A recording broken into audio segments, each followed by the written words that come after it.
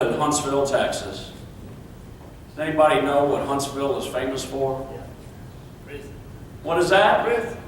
Huntsville is the site of the Texas Department of Criminal Justice. And it's known for its prison system. And one prison in particular. And this prison is called the Walls Unit. You know what the Walls Unit is famous for? That's where they put people to death, in the Walls Unit. And they call it the Walls Unit, oddly enough, because it's made up of 4 big brown walls. That's why it's called the Walls Unit. And that Walls Unit sits right behind our left field fence. You can see the Walls Unit. And I'm going to tell you what, I could drive to the stadium every day a multitude of ways. I bet there's 100 different ways I could drive to the stadium. But I choose on purpose to drive past the Walls Unit every single day to remind myself of a couple of things. Number one is this: but for the grace of God, I should be in that prison. I ain't no different than any dude in that prison. They just got caught. I didn't. Okay? Like the Apostle Paul said, I'm less than the least of any dude in that prison. And the second reason I drive by there is this, is to remind myself the only thing more agonizing than living in an actual prison with 4 actual walls where somebody actually put you is living in a prison with 4 invisible walls where you've put yourself because you're perpetrating a lie. Amen. And I drive by there to remind myself, kind of like it says in Galatians 5:1, for it is freedom that Christ set us free, that we shall not be yoked to the sin of slavery again. It was for freedom He set us free. And I drive by that prison to remind myself, I will never, ever, ever live as a captive again. And along this journey of going around the block not once but twice, there's several things that I've learned, and I want to share a few of them with you tonight. The first one is this. There's 2 kinds of people in the world, right? Those that are humble and those that are about to be humbled. Yeah, that's right. And trust me when I tell you, I was that guy that was about to be humbled. See, God looked down and He absolutely stripped me of everything. The thing about humility is this, is that when you lose everything, you also lose your identity. And I want to give you some things that'll humble you. And see, this is the way I think about it. If there's 2 kinds of people, those that are humble and those that are about to be humbled, then the way you treat people matters. And I want you to remember this too. Your public life will also become, or your private life will also become your public life. And that's a guaranteed fact. But I want to tell you some things tonight that'll humble you. You have never been humbled until you look at your wife and 3 kids and tell them, Daddy's got to go to rehab. That'll humble you. It'll humble you when you tell them that, and then you go to leave to go to rehab, and you can't get out the door because your 2 little baby girls are crying, bawling, and got a hold of your pant leg and won't let you go. That'll get your attention. That'll humble you. You've never been humbled until you have to wait for your wife and kids to get back home from school and work and tell them Daddy's been fired by his best friend. You've never been humbled until you've lost your family, all your so-called friends. You've lost one of the best jobs in America, working with your best friend as the associate head coach at Texas A&M, making way over 6 figures a year. You've never been humbled until you've lost all that. You've never been humbled until you lost it and then had to put a for sale sign in your front yard because you can't afford the house no more. You've never been humbled until you've had to remove your kids from school mid-year because Daddy can't afford to pay for the private school anymore. They're going to have to go back across town to the public school where they don't know anybody. You've never been humbled till you've blown through your entire savings because you're unemployable, because you're a drunk, you're a liar, you're a cheat, you're a con, You're arrogant, egotistical jerk that's living as an enemy of the cross, and God has stripped you of everything. You've never been humble till you had to sit your kids down and say, no, look it, baby. Now when you go through the cafeteria line, you're going to sign your name, and then you're going to give you your lunch for free. Because daddy can't afford to pay for it no more. Because daddy's a drunk. Because daddy drank it all away. You've never been humble till you're unemployable. Till nobody will touch you. Nobody. I was the most successful coach in the history of Texarkana Junior College for a 5-year stretch. Took them to the school's first ever Junior College World Series, couple of conference championships. I was fired in January of 2011. No baseball jobs come open in the spring. And in the summer of 2011, the Texarkana Junior College job came open, and I couldn't even get them to call me back. You've never been humble. This will kick you right in the gut. Until you have to watch the team, Texas A&M Aggies, that you helped build, you helped recruit, that you coached for years, win the Big 12. Win the Big 12 tournament. Host and win a regional. Go on the road. They went to Florida State and win a super regional. And then go to Omaha. I had to watch all of this unfold from my parents' couch as a 39-year-old because I was kicked out of my own house and nobody wanted anything to do with me. That's how much I had been stripped. You've never been humbled until you got to crisscross the country looking for a job. Nobody will touch you. When I turned 40, I had gone from the associate head coach at Texas A&M, associate head coach, to working at a feed mill about 20 miles outside of College Station with Guatemalans in the back of a feed truck loading 18-wheelers full of horse feed, cattle feed, deer corn. We don't speak the same language. The only thing we got in common is we're loading horse feed, cattle feed, and deer corn in the back of an 18-wheeler in the middle of August, and it's hot. That's how far I fell. I sat out a grand total, biblical number of 430 days from the game of baseball. It wasn't until one man in the entire country who believed in second chances gave me an opportunity, and his name is Tony Robichaux, and he's the head baseball coach for the UL Lafayette Raging Cajuns. This one man gave me an opportunity, showed me some grace, and God opened a door, and I went barging through that thing. The second thing I learned was this along the way, is that God's not going to save you. Nothing changes in your life, I don't care how much you pray, until you take action. I was the king of praying and drinking. Praying, please God, don't let me go to the beer store. Please God, don't let me go to the beer store. Park the car, go in the beer store. Please God, help me quit drinking. Please God, help me quit drinking. Go, go, go, go, go. Down goes bear number 12. See, darkness cannot live in the light. Darkness, by its very definition, is what? Nothing. It's an absence of light. See, it wasn't until I stood up and took one single step of action did I realize that the entire time God was waiting for me right there and grabbed me by the right hand and he said, let's go, boy. Let's go. See, I had proven, and this is the craziest part about it, I had proven that I could not quit drinking for myself. I couldn't quit drinking for my family. I couldn't quit drinking for God. Do you know how hard that is to admit?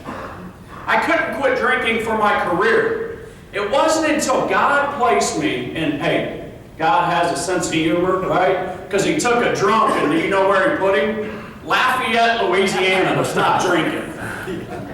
It wasn't until God put me in Lafayette and my eyes started to be open finally. See, you know the number one objective of the enemy? the number one objective of the enemy? It's to blind you. And I'll tell you a quick story real quick. We were living in Lafayette.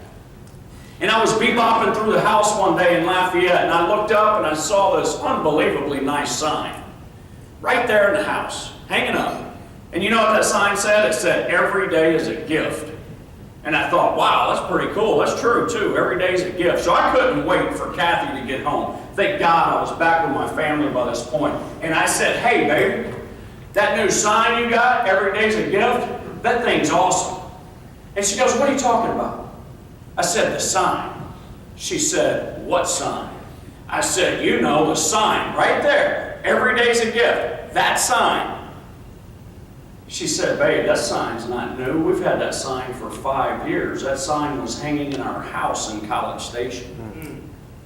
First time I ever saw it. I was blinded, but not anymore. When my eyes started to open up, I started looking at what God had blessed me with there at UL. And what I saw was this. Looking at my hitters one day, I looked around and I realized his daddy's in prison.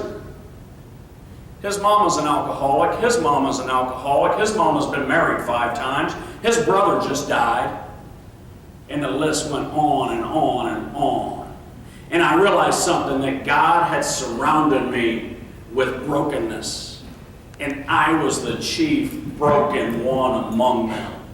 And I looked at them that day and I made a promise to myself. I didn't say it to them, I made a promise to myself. And this was the action. I will never drink again, and I'm going to do it for you. I haven't had a drink coming up on 6 years, ladies and gentlemen. And that's how it happened. One single step of action. The second thing I learned was the most important thing you'll ever do in your life when given the chance is respond. Get back up. Get knocked down 7, get up 8. That's the most important thing that you will ever do, is take action and respond. See, adversity doesn't make you a man. Everybody likes to say, "Oh, adversity makes you a man." Adversity doesn't make you a man. This is the cool part about adversity. It only reveals where you're at as a man, based on how you handle it. And then gives you a chance to do something about it. That's the most beautiful part about it. The most important decision that I ever made was to get back up, not quit, and respond. And I think about a scripture, James 1:2, "Consider it pure joy, my friends, when you encounter trials of many kinds, because you know that the testing of your faith develops perseverance." And you need perseverance to be mature, complete, and lack nothing. I'd walk all the way back through everywhere I've been just to be where I'm at today. I consider that pure joy, ladies and gentlemen. The fourth thing I learned was tying your identity to what you do instead of who you are is a recipe for disaster. For years and years and years, I tied my identity to Matt Deggs, the baseball guy, Matt Deggs, the coach, Matt Deggs, number 15. But then I looked and realized this, nowhere in the Bible, because I looked, does it call me to coach baseball, does it? You can look in Genesis, it doesn't say, "Hey, look it, I need you to coach a little ball." No, it's not in there. Really and truly, it only calls you to do one thing. Love the Lord your God with all your heart, mind, body, and soul, and love your neighbor as yourself. Amen. And when I recognized that and I started walking, because I took action and I stood up and responded and I started living and walking a life of faith, sacrifice, and obedience, I realized that God rewards those things and those become fruits of your labor. John 15:5 says, "I am the vine and you are the branches. In me you will bear much good fruit. Apart from me you will do nothing." And for so many years I was apart from Him. My identity submerged and wrapped in baseball, and that's a lie. Tying your identity to being the doctor or the lawyer or the teacher or the coach or whatever it might be is of this world and a lie. Instead of tying your identity to who you are in Christ and walking with faith, sacrifice, obedience, and service. I went from bearing little to no fruit at all to rotten fruit to bearing good fruit in everything that I touched when I took action, responded, and started walking with faith, sacrifice, and obedience. My last 6 years, 2012, I'm blessed after 430 days to get back in baseball. Walked into that team, they were terrible, 23-30. The next year, 2013, the largest turnaround in the NCAA from 23-30 to 43-20. Went from hitting 260 to leading the NCAA in 27-30 offensive categories. Narrowly lost to LSU in a regional championship game. 2014, I led off with that tonight. Number 1 ranked team in the country, 58-10. We made history. 2015, blessed with the opportunity to be the head coach of the Sam Houston State Bearcats, an hour and a half from where me and Kathy grew up. An unbelievable blessing. 2016, made history again when we became the first team in school history to win the league and win the tournament. 2017, we made history. 2018, last year, we won the league again. And the Lord took me to even newer heights, and bigger stages to proclaim His love, power, redemption, and salvation. See, when you were dead and now you're alive, everything else is gravy, and I will walk wherever He leads me. I promise you that, and I don't care what anybody thinks about it. God rewards faith, sacrifice, and obedience. But if you wrap your identity, hear me when I say this, in something of this world, and you're not walking and living with a full tank, mentally, physically, and spiritually, and then things don't go your way and you're result-oriented, it will create a hole in your heart that if you're not on a full tank, can only be filled with the things of this world. Drugs, lust, porn, gambling, alcohol. Those are the things you're going to reach for. Instead of considering it pure joy, knowing that you're being tested and knowing that your faith is being built and knowing that you're being prepared for something bigger and embracing those things, you're going to run to temporary stuff. And I'll close with this tonight. The fifth thing I know beyond a shadow of a doubt is God's promises are real. They are real. See, throughout this entire journey, wanting to die, having to sleep with my daughter, nobody will employ me, and the list goes on and on, working at a feed mill.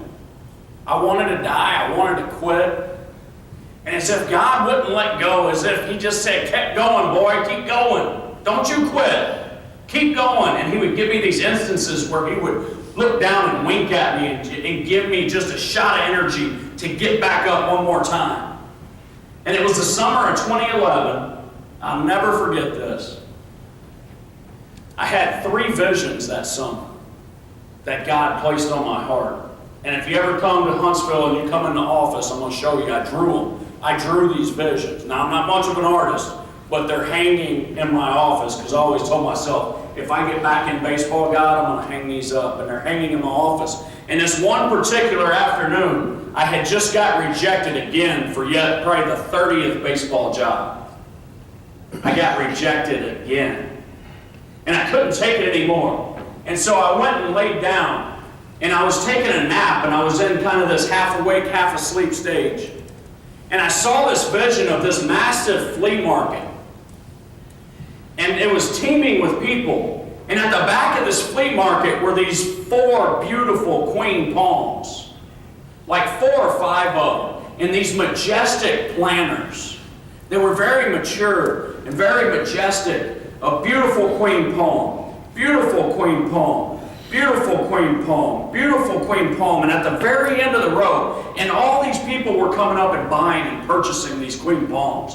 And at the very end of the row was a queen palm, but it was a little bitty tiny, it was brown, it was dying, it was withered, it was slumped over, and it looked like the last tree at the Christmas tree lot. Y'all know what I'm talking about. And God spoke to my heart in that instant, and He said, son, look, you see those other queen palms over there? Everybody's going to buy those queen palms. He said, but you see that queen palm down there at the end? That represents you right now and the condition of your heart. Nobody's going to buy you. But one day they will, I promise. And he led me to Scripture again. And he led me to Job 8, 5 through 8. It says, even now, if you will rouse yourself, God is faithful. And this was in the summer of 2011. It says, though your beginnings will seem humble. I worked at a feed mill. And then it finishes with this, prosperous will be your future. And I put all of my hope in that. I went from a feed mill to last summer, ladies and gentlemen, I signed the largest contract in the history of our conference. God's promises are real. You know, the interesting thing about being fired is you don't want to wake up. Going to sleep is easy because you want to sleep. Waking up is the hardest part because everybody has somewhere to be but you. And so I realized I didn't have a weight room anymore. That was gone with my job. So I started jogging, and as you can see, I'm not much of a jogger. I like to lift a little bit, but I did get to where I could run the 3 miles around the track there. And I was jogging one day, and I was out of energy, I was out of hope. And you got to remember, this was in College Station, Texas, where A&M is. I was so far beyond, I didn't even know Sam Houston State existed, even though they were 40 minutes down the road. Okay? And so I'm jogging one day, and I'm jogging, and I look over in the grass, and I see this rectangular white piece of paper, so I stopped. And I picked up this white rectangular piece of cardstock with 4 perforated edges, and I looked at it out of nowhere. And I held it up, and it was an unused game ticket to a Sam Houston State University Bearcat baseball game. And I felt God's warmth right then and there. And I folded that little booger up and I put it in my pocket too. God's promises are real. You know, my entire career, my identity's been wrapped in baseball until I lost it all. My entire identity. And when you lose it all, you realize they're going to win with or without you. And so if you ever get a second chance back in, you'll understand this simple fact. You'll always need them way more than they ever need you. And so when I got back in the game at Louisiana Lafayette, the interesting part about not having a job is when you do get a job, you don't really have any leverage or bargaining power. You just want a job. And I had tied my identity to number 15 my entire career. My identity was in baseball, and I hid behind the number 15. In everything, I was number 15. That's who I was 15. Well, guess what? Louisiana Lafayette only had 1 jersey left, and it was not number 15. It was number 28. And I thought, great, that's a terrible number. Number 28? Wear a pullover over this or something. But of course I said, thank you very much. I'm glad to have the number 28. And remember how I talked about being blinded? Well, now my eyes were open. I had taken action. I had responded. And I was to the point where I was starting to see again. And when I truly had my eyes opened up and I started to look around, I started to realize some pretty cool things about 28 and that God was speaking to my heart. My name is Matthew. Do you know how many chapters there are in the book of Matthew? There's 28. Okay? I spent 28 days in rehab. Rob Childress, the head coach at Texas A&M, to this day, he and I took over at Texas A&M on the 28th of June, 2005. Me and Kathy's anniversary, do you know what day that's on? The 28th. I was hired at Sam Houston State. I'll give you one guess on what day. The 28th. When I went to Sam Houston State, or when I went to UL Lafayette, I was still drinking when they gave me that number 28. Do you know the day I quit drinking? February 28th. My wife's devotional, the day I was hired, Can't make this up. I get chills telling you guys this. My wife's devotional, the day I was hired, came out of Genesis. Guess which chapter? 28. Guess which verse? 15. 28:15. He getting my attention. It says, I will be with you and watch over you wherever you go. Wow. And I will bring you back to this land. See, he was bringing us back home to the Brazos Valley. I was in Lafayette, Louisiana. It says, I will bring you back to this land. We're separated. The two schools are separated by 35 or 40 minutes. I will bring you back to this land, and I will not leave you until I have done you what I have promised. Genesis 28:15. Remember how I said there's a prison on the way to work? I drive by the Walls unit every day. I kind of left that incomplete on purpose. On my way to the stadium, I drive past the prison, the Walls unit. And then do you know what I go past, right past the prison? Right past the prison on my way to the stadium, guess what's sitting right behind it? A feed mill. Good. And then I cross over a street, and it's like I get to where God was leading me. Because right there is our church. Our church, the Ark, is on campus.